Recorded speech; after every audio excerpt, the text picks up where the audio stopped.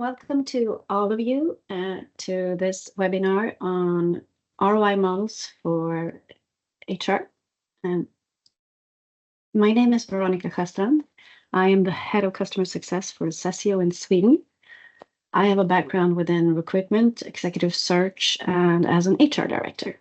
And in that role, I was actually a customer of Assessio. A picky one, but a happy one. So I'm very glad to be on the other side right now to help all of you instead.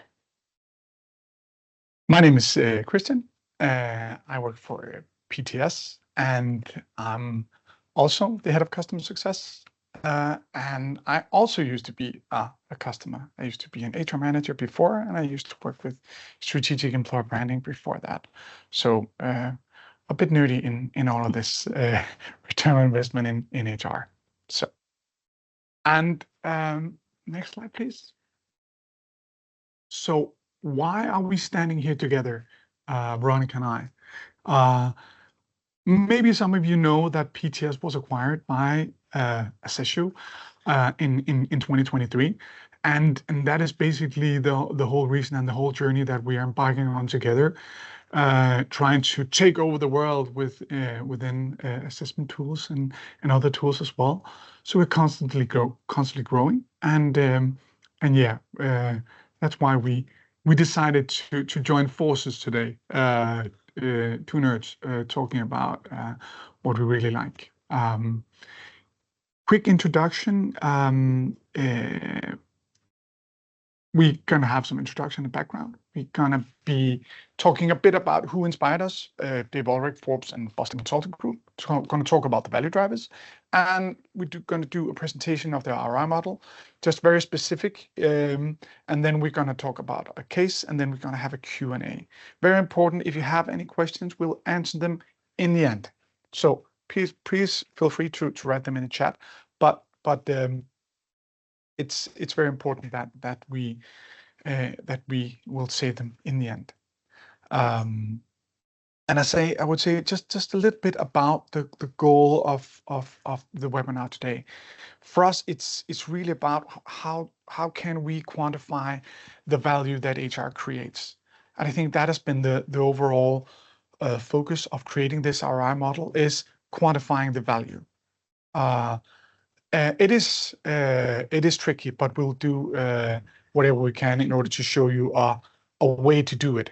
There are many other models that you can use, but this is our perspective on it, and we'll love to hear your feedback afterwards. Yes, I was joking with Christian the other day that this would have been the holy grail for me back when I was an HR director. And we all know that HR has been through a major transformation in the 21st century, from an administrative function in the backwaters of a company to a very important strategic business partner with a natural seat at the management team table. And very rightly so, I would say, because however good a company's strategy is, however well wrought it is, it won't become reality unless your employees actually change their behavior on a rainy Sunday. Not Sunday maybe, but a Monday. Their behavior has to change to create value and profit for the company. There's basically no other way. But this is also the challenge. As HR, we know this, but how do we take this perceivedly intangible thing of behavior and create something tangible, something we can quantify, something we can do a cost-benefit analysis with? We can have a fair discussion with the CEOs and CFOs and try to evaluate it. So this is our first stab at trying to find that way of making this tangible. It's actually not even the first step, because Christian and PTS has been working with an ROI model for a while now. So this is the 2.0 version maybe. And our goal is to continue to develop this, but we would also like to do that together with you. So together in dialogue with all of you, we would love to develop a 3.0 version.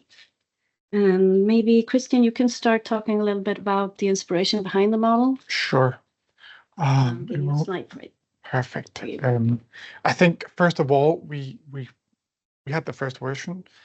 That was maybe a bit too nerdy and very specific on only one value driver, then we tried to open it up and looked into some inspiration for doing that. We all know, or at least ones who's nerdy about HR, good old Dave Ulrich, the godfather of HR. And here we're talking about the strategic partner and how this person creates value. Then we looked into and was highly inspired by the BCG model from 2012 from Rainer Strack, also a very influential article about that one. And the purpose around that article was basically to focus a lot on very successful HR teams and how they were profitable and how they influenced revenue and how they influenced profits when being very successful. You can see here on the right in the screen that there are 22 areas, 22 value drivers, which they made in their study. We're going to focus on 5. Obviously, it's the one that made sense to us in order with our product and where we think we can create value for our customers.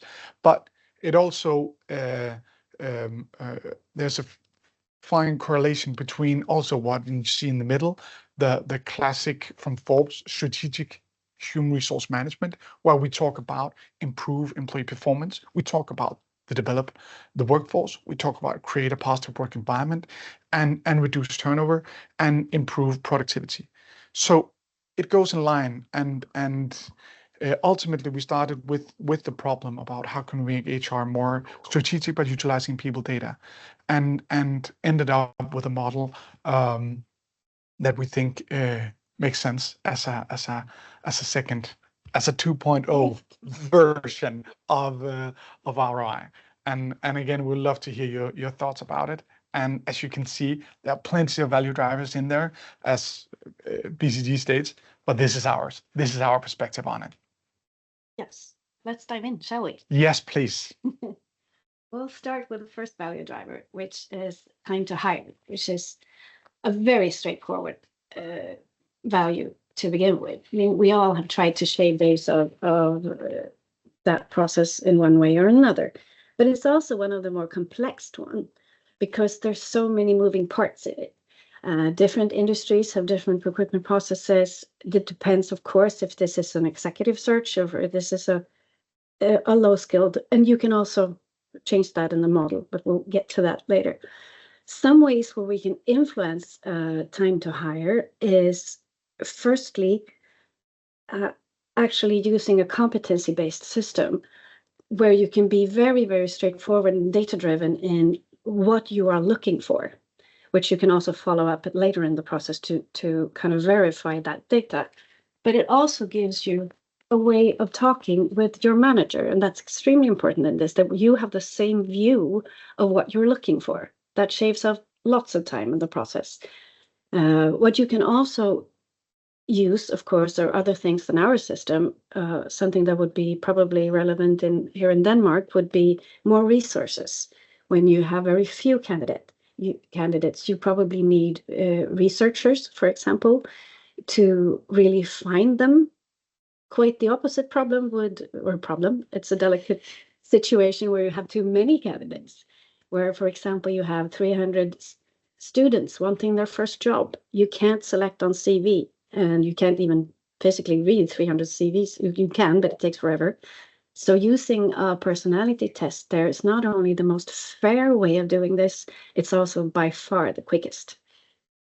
And what you see on screen here is also a screenshot of the actual Excel spreadsheet model that we will look at a little bit later. What you see is that there are lots of different fields where you can tailor this model to fit your reality, because it might be very different in different situations.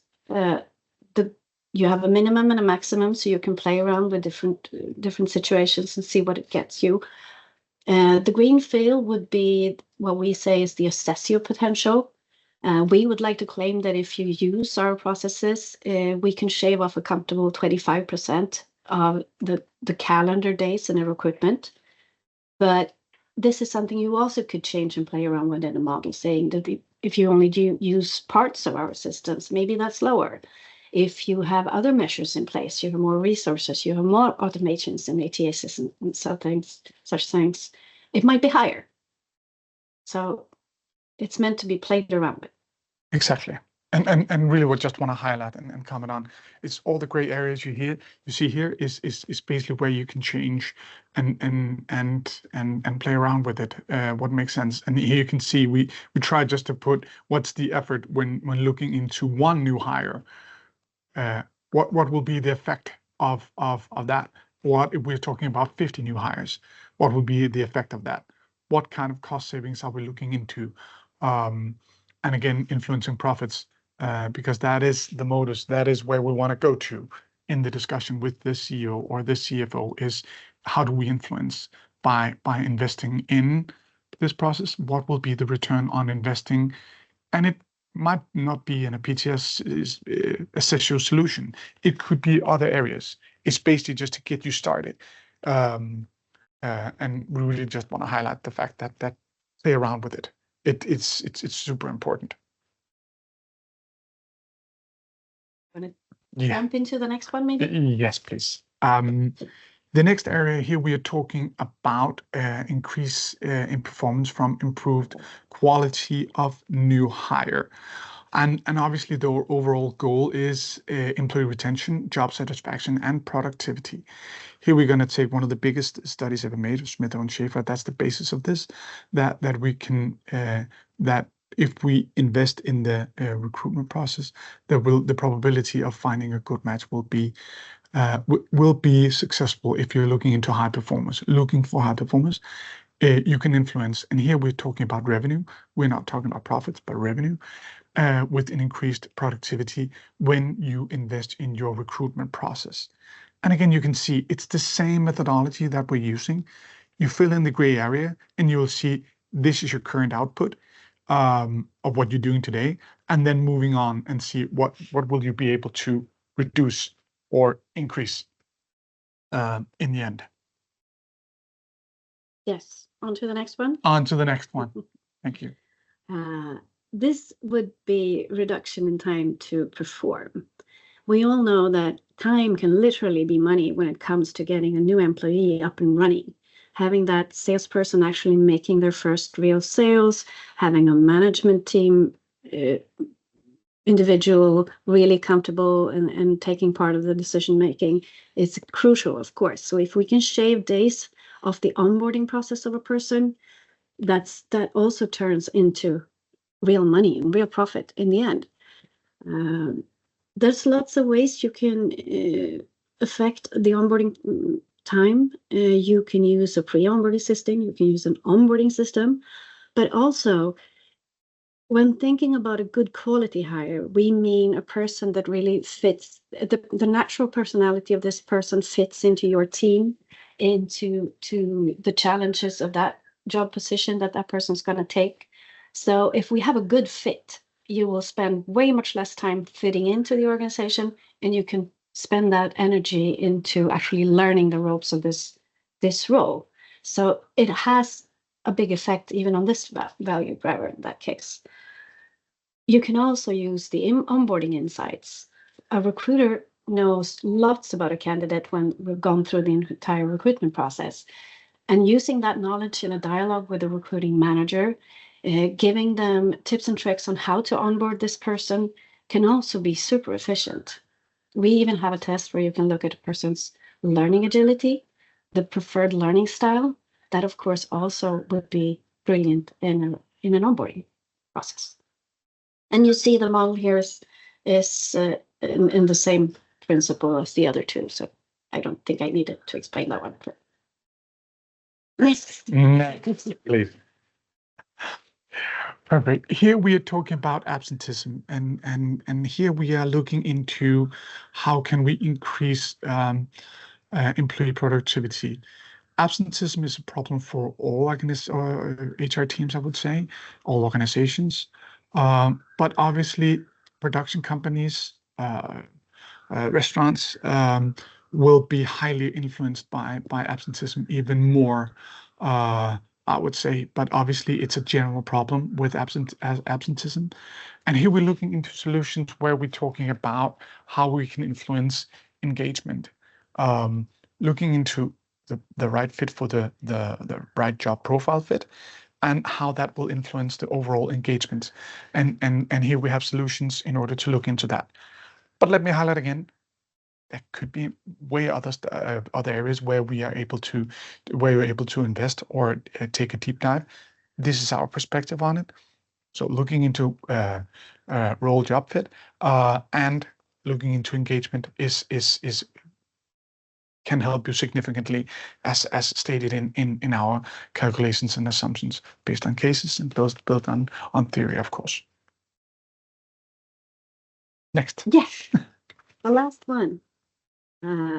This would be a deep dive into employee turnover, which is always a challenge, and it has an effect on anything from strategy. With that, if strategy is going to be reality, we needed that behavior from the employees.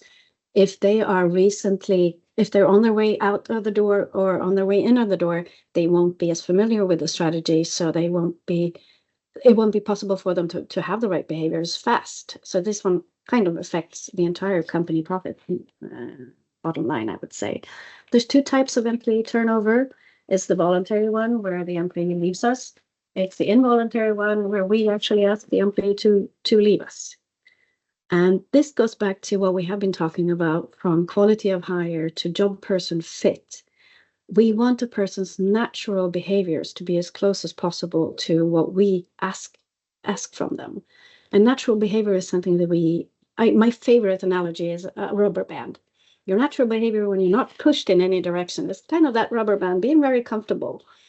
But if you push it, you can.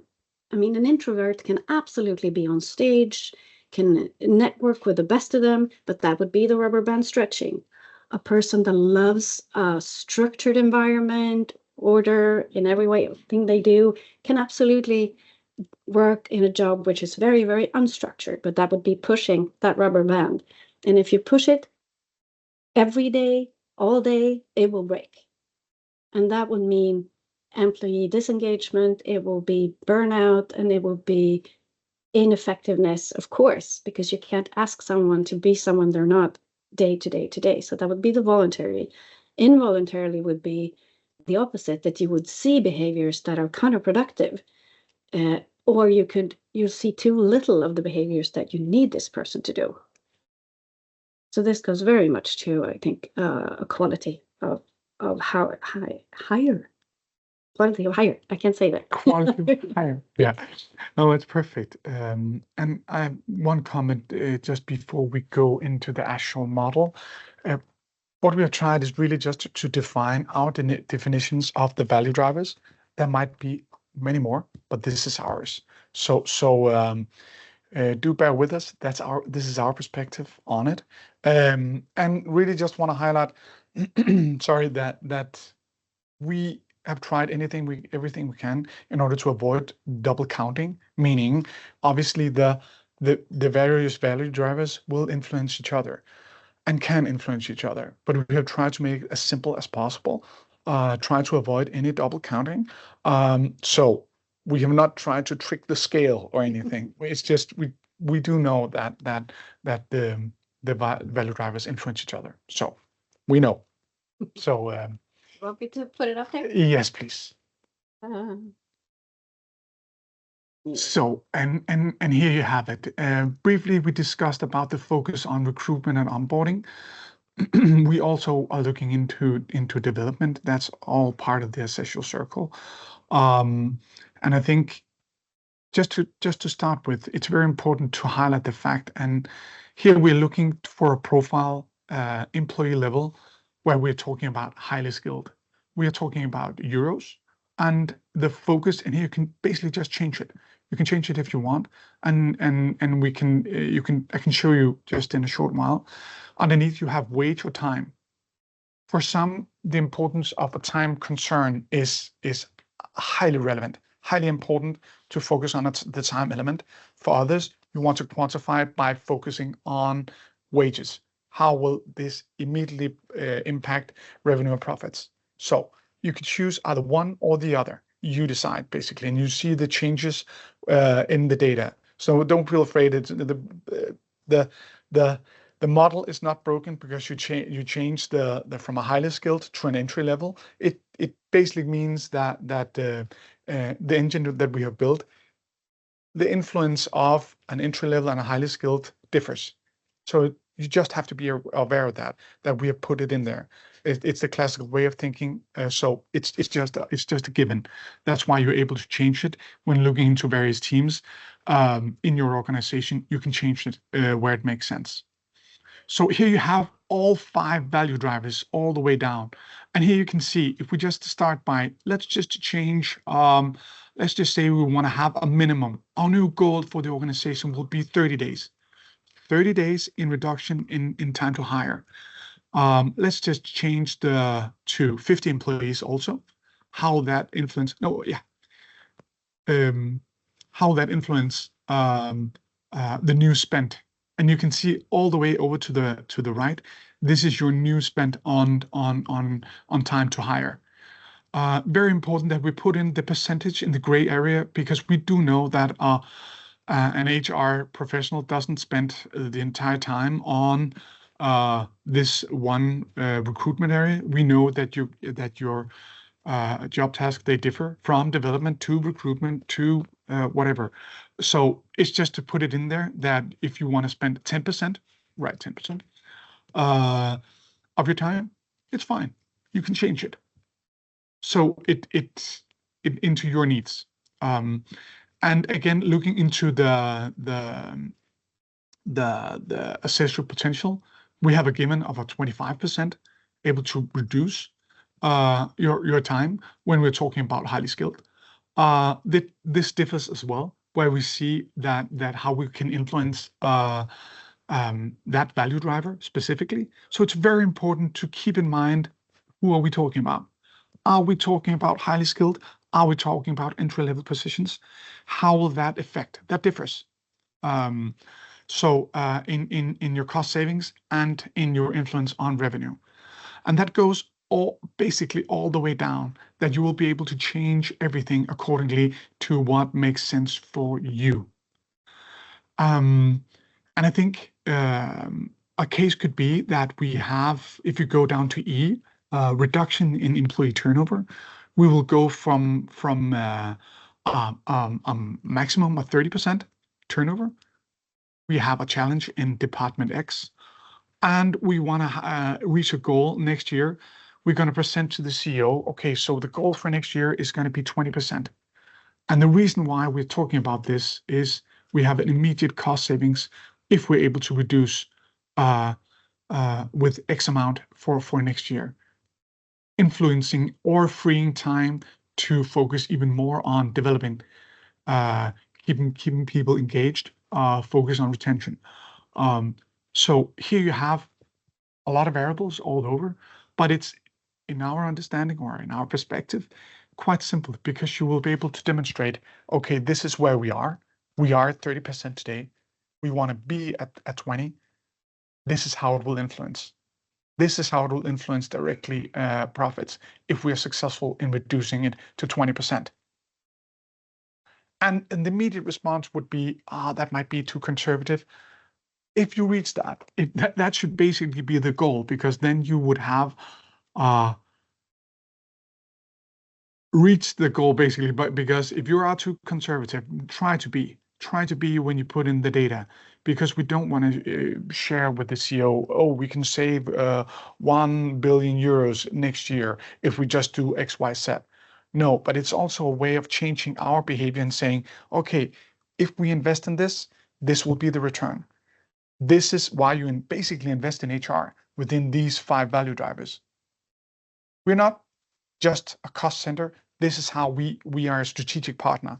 Going back to Dave Ulrich's thinking, it is really trying to focus on that perspective and really just trying to change behavior and dare to share, and because you will be challenged with your numbers, but dare to say, obviously it's not perfect. We can have tons of variables in there, but this is a starting point. And and obviously, the reason why we built this is obviously to help you, but it's also to justify the value that we create for you guys. So that is obviously the whole purpose. How we create value for you and how you create value for the business. That is the overall goal. And if you just scroll down just a little bit, you can see that we have put all the data together. So if you take a minimum and a maximum, you can also look into this is where your so as a graph normally CEOs love graphs and an overview. So if you want to make it simple, use that one and share that one with the stakeholders in your organization, how you will influence the organization, and basically HR in ROI in HR, basically. Also, maybe, oh, sorry. No, I was just going to add to that the way we have built this one is to try to find as much research as possible or cases in our sense. And we are going to be completely transparent with those sources. So you will also find them, what research we're basing it on. And as we find more research, or actually more research shows up, we will try to develop the model, of course. So I think that was it for us. I think so. Yeah, I think so. Please, if you have any question, we'll look into the chat. I'll try to stop sharing this one to see what we can find.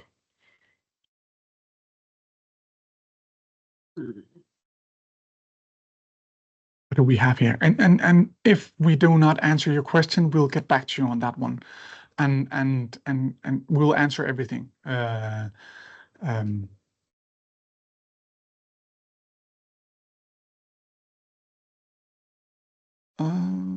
Maybe take it from the top. Yeah, we'll take it from the top. There's lots of questions here. There's lots of questions. Sorry. Yeah, we're just looking at. This is just about volumes. We will definitely share the slides, as we said, and also the recording. Yeah. Do bear in mind that if you want to have the model, you have to talk to our brilliant salespeople, and they will take you through the model and show you one more time how it works. So they will help you as much as they can. Yeah. We have a question about the exact data. I think we touched upon that, but some of these ones have exact research figures, but those will also be dependent on your industry and your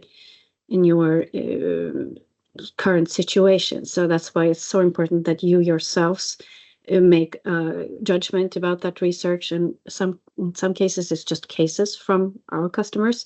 So you have to look at those figures and decide for yourselves what you think is reasonable in most of these things. But when we find research, we use it. Can I just read the question?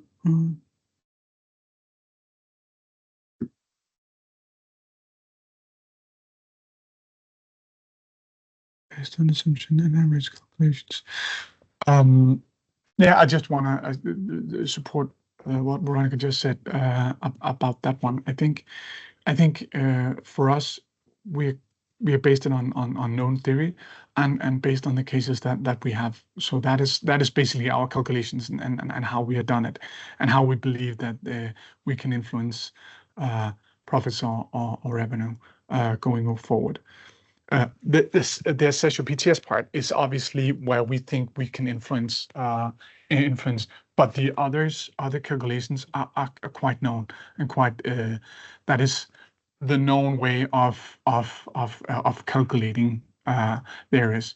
But as Veronica stated, and as we discussed earlier, the time to hire and calculating turnover, you can be met with a CFO or who will say, oh, that's a wrong calculation. That's why we have tried to simplify it and really just looking at, okay, try to isolate it. So we're only looking at, okay, new hires with a turnover of 15%, 10%, 20, whatever. So new hires only, focus on that one. And so that is that's our focus. trying to find the right balance of having a high would you call it complexity, right level of complexity so you would be confident in sharing the info with the CFO, and obviously we can help you with that.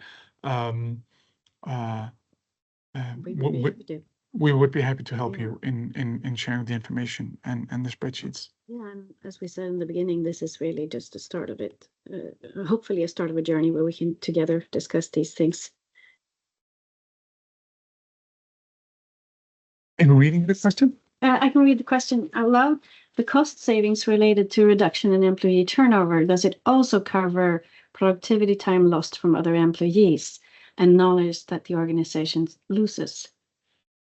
I would say no, because that would be us starting to add a complexity to the model, which would make it much harder for you to intuitively explain to a management team, for example.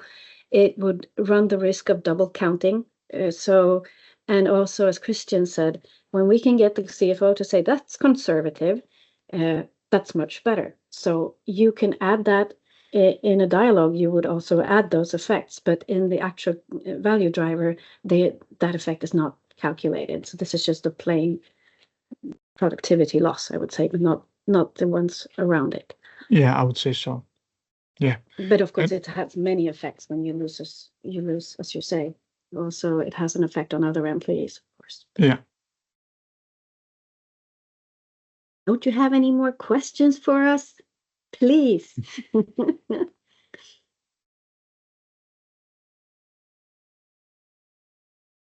Yeah, I'll read this one out. I guess this can also be seen as a base, since some employees will create more value, a successful sales rep, for example.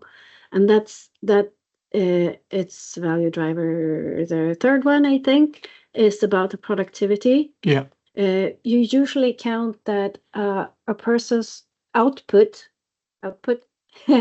is 1-to-1 to what their cost is. Yeah. And we, with this value driver, would like to claim, or research claims, that if you find someone who's more successful, that's more fit for the role, the job, the quality of fit is better, you will get a higher output. So that would be the percentage added. So a successful sales rep that really fits the business could maybe increase his productivity by 30-40%. Yeah. So that would be the successfulness of that sales rep. And here we're talking about the how will that influence on when we're talking about entry level, highly skilled. It differs, of course, but very good example about mentioning a sales rep, because it influences direct revenue if you have a successful sales rep. So really good question about how a better job fit can help in that regard.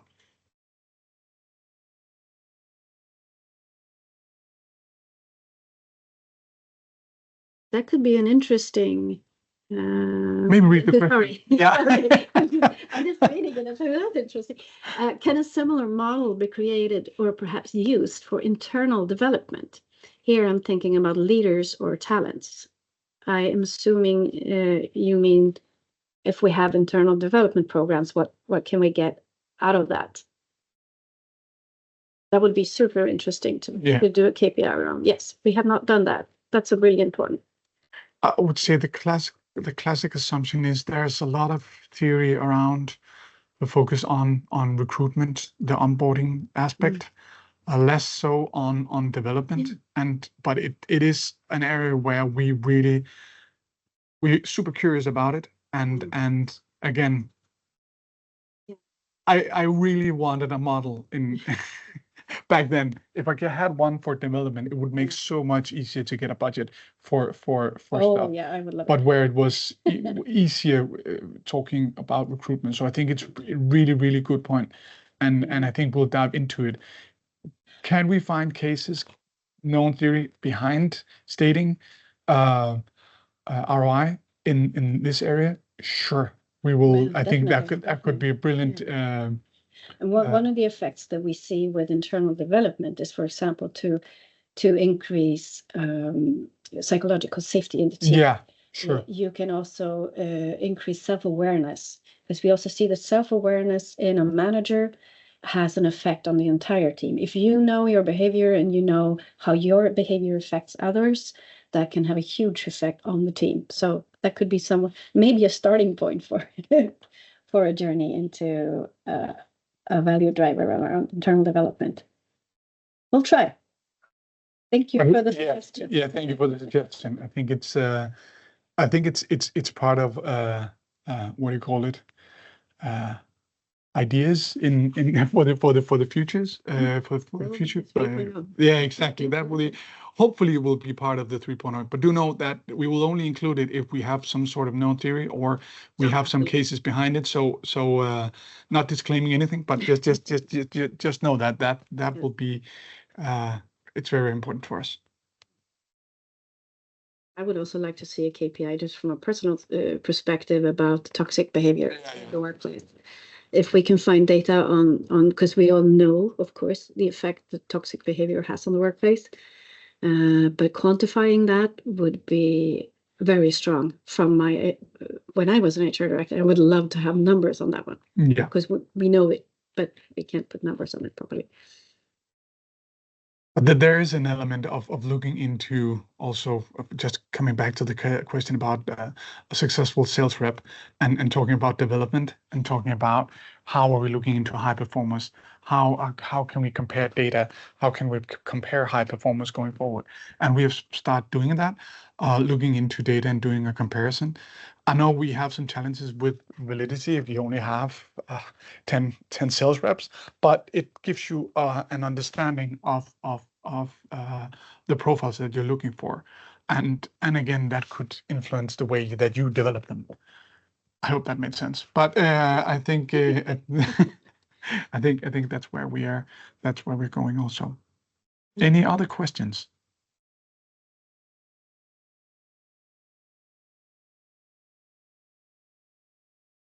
We were crystal clear. We were crystal. I didn't feel crystal clear, but okay, I'm happy that you felt that. And please reach out to us, connect to us on LinkedIn so we can keep the conversation going. We actually have a question. Thank you. Do you share the scientific knowledge you built it on? Yes, we do. In each of the value drivers, we have links to the studies that we have used, as Christian exemplified with Schaefer research, for example. So when we know, you will know, definitely. And when we don't know, we're transparent with that too. Yes. There's no use in not being it. So. But again, really want to highlight, if you're interested in the model, reach out to our sales reps in all countries. We'll share it and you can play around with it. Yeah. We'll send the slides and here you have the contact info. Connect on LinkedIn and share your questions there if you want to. Yeah. A lot of. We even have a picture with our names on it. You can do that. Just so you know who to connect to in LinkedIn. Yeah. There we go. That's us. That's us. Yay. Yay. Perfect. I think we'll round up now. Yes. Thank you so much for joining and being as nerdy as we are when it comes to numbers and HR. It actually goes together. It does. And it's super interesting. Yeah. Thank you so much for your time. Thank you for today. Bye. Bye.